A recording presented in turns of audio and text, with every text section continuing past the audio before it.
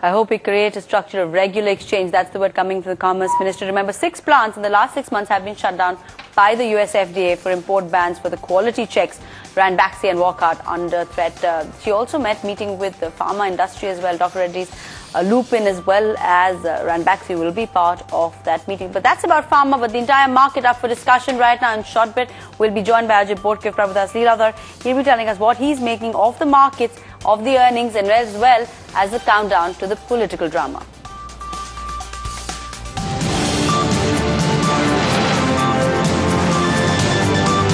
First Trades, presented by BSC, Investors Protection Fund. It's active. It's an instrument to hedge your risk, and it's all about the action. Welcome to the world of derivatives.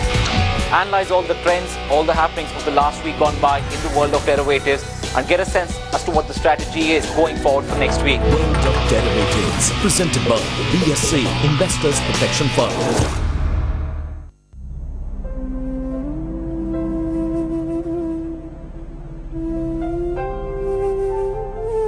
अकेले तो ये देश बना नहीं, हमने एक दूसरे का साथ दिया, तभी तो बना ये भारत। सड़कें हमने बनाई, पर मुसाफिरों को खाना तो सबने मिलकर ही खिलाया। तमाम अस्पताल हमने बनाए, पर लोगों को जिंदगी तो सबने मिलकर ही दी।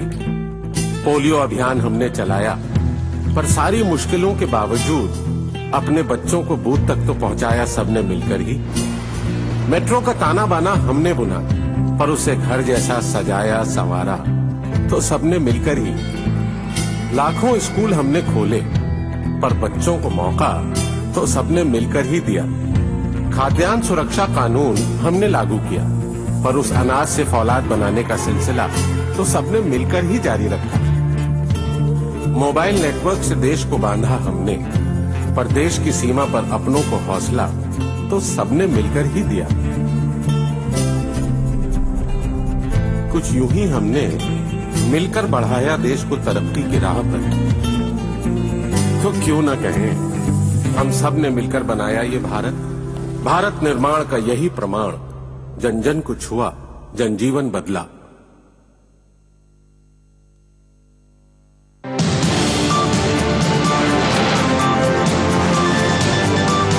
First Trades, presented by BSC, Investors Protection Fund. All right, let's revisit the agenda as we get closer to the countdown to the opening this morning. What is the global markets watching? Janet Yellen takes center stage as she gives her first testimony on the monetary policy and the outlook ahead. Back home, we seem to be stuck in a bit of a range. The SGX Nifty also not indicating much, but FII selling continues. What will this mean for the index going ahead? Main Street will remain quiet. PSU banks on strike. Demand will remain muted, but all eyes on the trade data. Gold imports expected to boost up. And finally, on the stock list, 2 earnings calls. Tata Motors, stellar set of numbers. Tata Steel, will they go the ArcelorMittal way and also surprise the market? All of that and more in just a bit. Ajay Bodke joins in this morning from Prabhudas Leeladhar. Morning, Ajay. First up, I just want to ask you, how is it looking? We've seen a bit of FII selling coming in.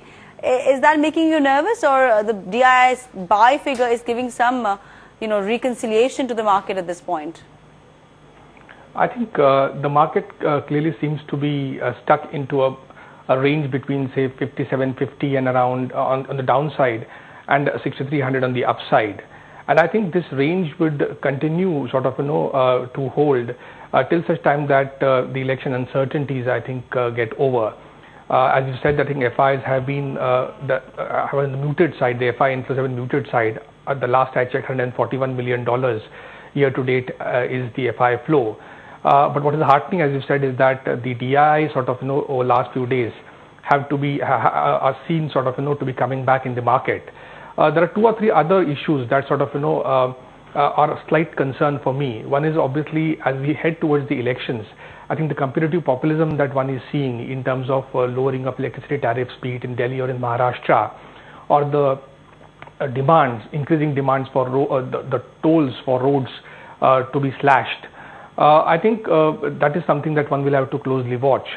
At the same time, on the macro front, today we are far better off than where we were 6 months back. And the reason why the Indian equities have held on as compared to some of the other emerging markets like Turkey or South Africa or Argentina or Venezuela or Russia essentially has been because of the stellar work done by the RBI governor in ensuring the $34 billion of long-term funds flowed into India.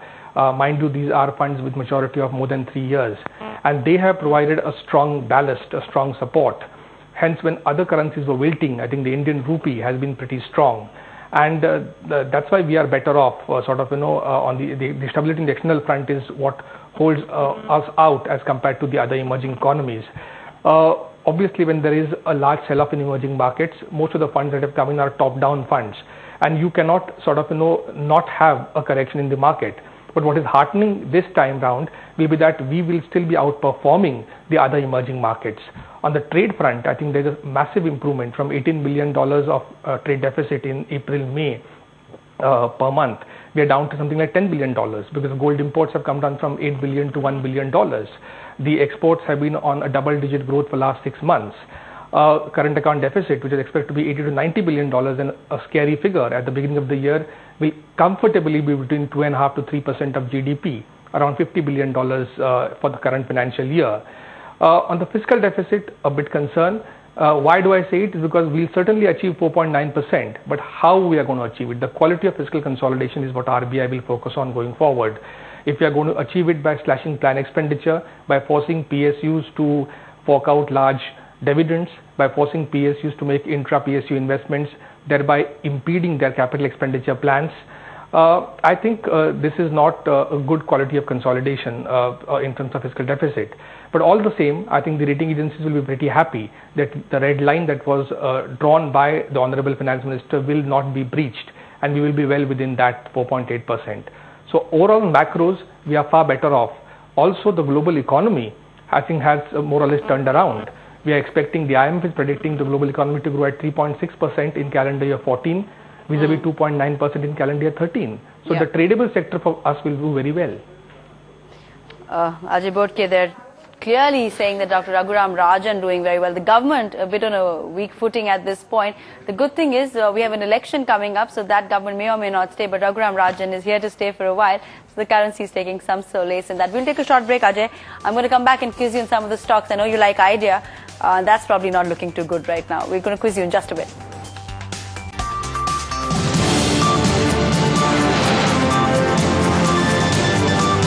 First Trades, presented by BSC, Investors Protection Fund. We did a lot. I mean, we went from a 100 crore company to like a 5,000 crore company in a matter of 10 years. I think what was the basis of all this was our very strong technical manufacturing capability. Okay. I'm happy to say that we will probably be amongst the first Indian companies to supply critical components which will fly in global aircraft. We've launched today a product which is a game changer. 105mm howitzer mounted on a light vehicle. You should not be afraid of making mistakes. Take a call either ways. You know, if 6 out of 10 are right, you are ahead of the curve.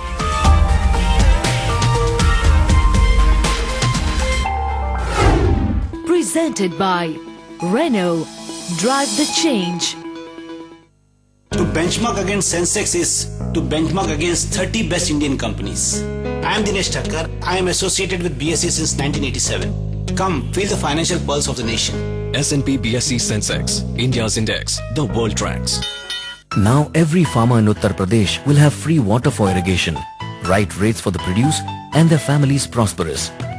Because Uttar Pradesh government has waived off the loans given to the farmers from Krishi Vikas Sahakari Bank. Farmers will get right rates for their produce, insurance and free water for irrigation. An Uttar Pradesh government initiative. Every CEO needs to know his market. It's about growth. It's about strategy. It's being on top of your game. It's really about getting started. Sometimes you need to throw people out of business to stay in business. What a CEO knows, what a CEO needs to know. Let's talk business. Watch in business.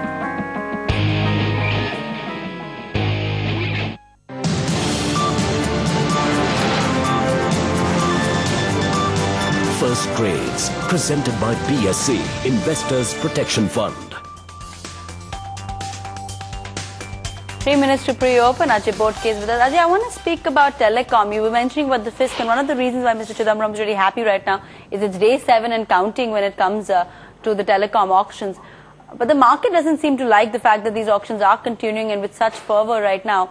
Idea, which I know was on your radar at least till about last week, how are you looking at the sector now, and Idea in specific, which has been a lot of market men's favorite up till now? I think the response the hyper-competitive bidding by the various players in the sector and the threat as is pursued by the current incumbents from the entry of Reliance Jio, which is expected to aggressively enter into the voice sector, is creating jitters in the minds of some sections of the market. Also the balance sheets of some of these companies are highly leveraged. There's a pressure on the ARPUs. And hence, I think the worry is that whether the current bidding will lead to the margin profile getting adversely impacted in the medium term for some of these players. I think I would still advocate a medium term entry into, as I mentioned last week, a player like Idea. Technically also the stock looks pretty good. I think it has come down very sharply from 160-65 levels to around 120-122 levels. And I think, in my opinion, I think it still offers a good medium-term bet and is poised for a short-term bounce back. What do you do with technology, Ajay? They were the outperformers. I mean, they've seen a bit of a run-up, but now you look at what's happened year to date. TCS has underperformed the market, 3.5% down for the year. HCL Tech a clear outperformer, and we've seen that churn happen through the year.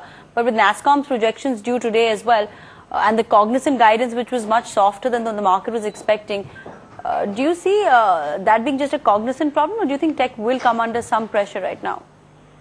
I would tend to believe that it will be a Cognizant problem only, because if you look at the main drivers of the business, I think the largest contributor to the revenues for the sector is America, and that is the economy which is on the firmest economic footing among all the other developed markets. We are expecting the US GDP for 2014 to grow at not less than 3.5 to 4%. So I think the volume growth is assured for the current calendar year for some of the top players in the IT sector. Pricing power is coming back, and we have the tailwinds from the rupee, which has depreciated from 55 levels to around 60 to 63 levels. So I think the recipe is all there.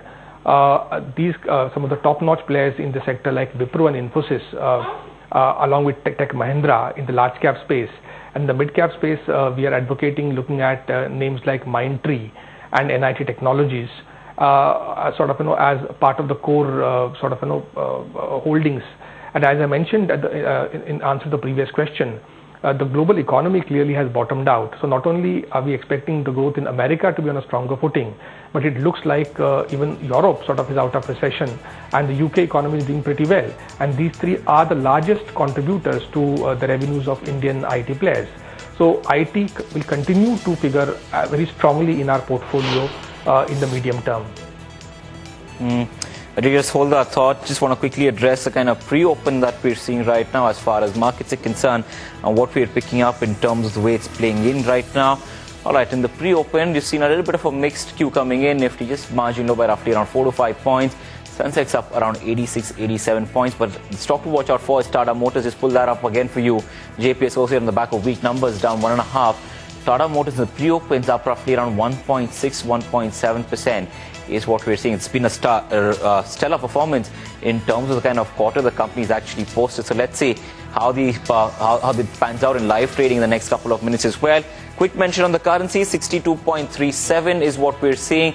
Tad bit of strength coming in, but more or less it's extremely flat. And as we've been mentioning since yesterday, you've got volumes more or less absent as far as the currency is concerned on the back of that bank strike that's underway. We'll be keeping an eye out for that trade data in the next couple of hours to get a sense as to how it plays out in terms of the rupee out here as well. But so far, it's pretty quiet, both in terms of the equity space as well as the rupee. But a couple of stocks like Tata Steel, Tata Motors will be on the radar, including JP Associates, which will be extremely interesting to see as to how it pans out on the back of various earning expectations and also earnings that have actually come out post-market hours yesterday. Ajay, since we're talking about the way some of these earnings have been panning out, your thoughts on Tata Motors, because that's really been the big one that came out post-market hours yesterday, and it's seen a huge jump in terms of the way JLR operations panned out. I think 2 or 3 points stand out in the results of Tata Motors. One is the 22.7% strong volume growth that the JLR has seen. And even if you look at the product mix, I think it's a far richer product mix. I think the new, if you look at Land Rover sales, I think the Land Rover Sports, at the new Land Rover, they contribute something like 30% of the total Land Rover sales. Also within Jaguar, I think the new launch contributes something like 11% of sales, and these models typically have higher realizations. One has seen the EBITDA, on the EBITDA front, I think the 17.9% number has clearly beaten the analyst expectations by a wide margin. Also, I think the capacity utilization has been pretty strong on the JLR front.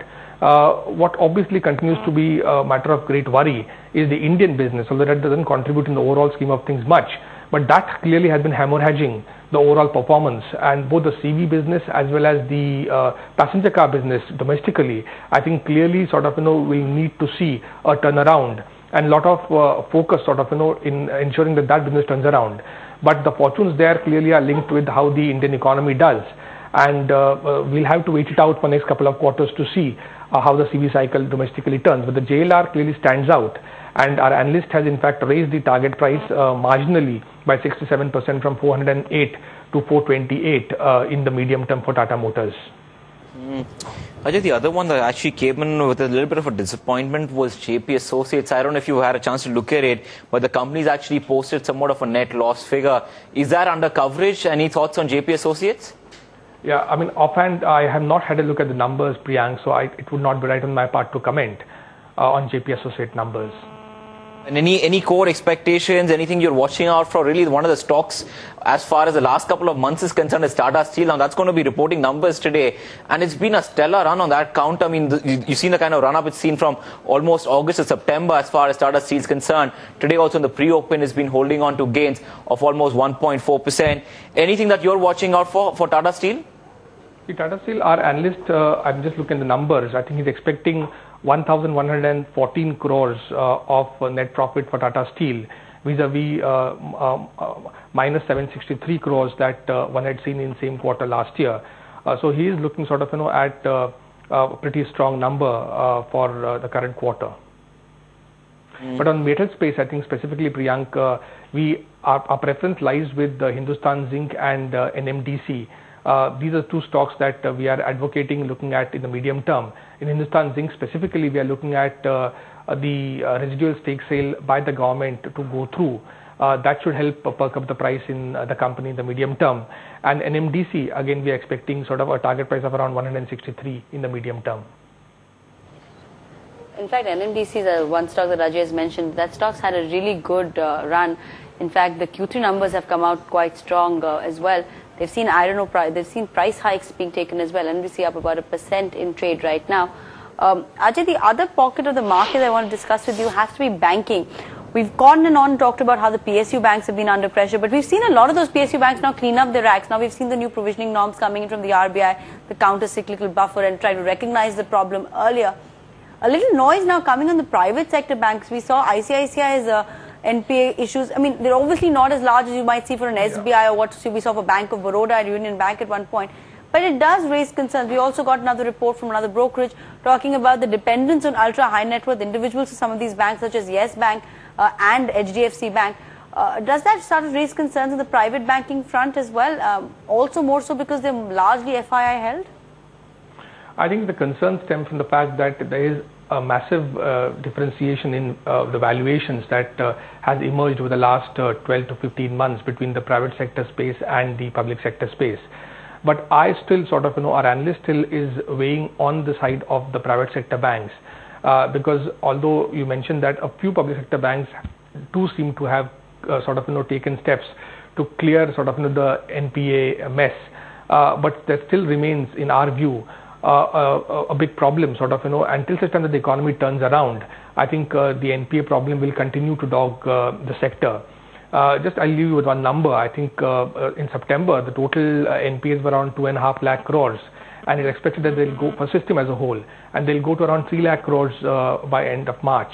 And if you add around 4 lakh crores of restructured assets, I think we are looking at roughly around 7 lakh crores of NPAs plus restructured assets for the whole system. So this is a problem which is not going to go away. And it sort of, even in FY15, we are expecting the economy to chug along only at around, say, 5 to 5.25%. So it is a long haul for some of these banks. And PSU banks, I think, in particular, will continue to have to think of measures to alleviate the concerns on the NPA front. On the retail banks, on the retail side, as you mentioned, I think concerns are coming in case of the non-mortgage part. I think the car loans and education loans in particular, these are two, and personal loans. I think these three sectors, one will have to keep very close watch. And especially in view of the extremely tepid job growth that one is seeing, some of these loans like car loans or education loans could sort of create some sort of stress for some of the banks, both in the public as well as in the private side. Our preference still continues to remain on the private sector side. Our analyst prefers Axis Bank, HDFC Bank and ICICI Bank as his preferred picks in the large cap space, and IndusInd Bank as his preferred space pick in the mid cap space. Beyond the banking pack as well, Ajay, I mean, the mid-cap space has been extremely active. I mean, you got a huge rally taking place, and not only for the last couple of days, but even for the last couple of weeks now, you've seen a good amount of outperformance coming in. Any stocks that you've been recommending to clients that investors probably be looking at in the mid-cap space? Yeah, I think, Priyanka, from 270 levels for last 4 months, I think our analyst has been strongly recommending Aurobindo Pharma, and one has seen a very sharp up move in the company. The results have been in line with expectations. The company has had an acquisition over the last month or so in Europe, and progressively the price target has been upped from around 410. I think now he's looking at 640 rupees as the price target in Aurobindo in the medium term. The other mid-cap companies that our analysts like is UPL, where we are expecting a target price of around 230 rupees.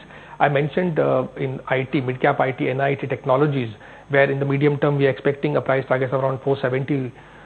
In the agri space, again, PI Industries is what we are recommending with a price target of around 280 rupees. In capital goods space, Crompton Greaves looks good to us. We are looking at target price of around 135 rupees.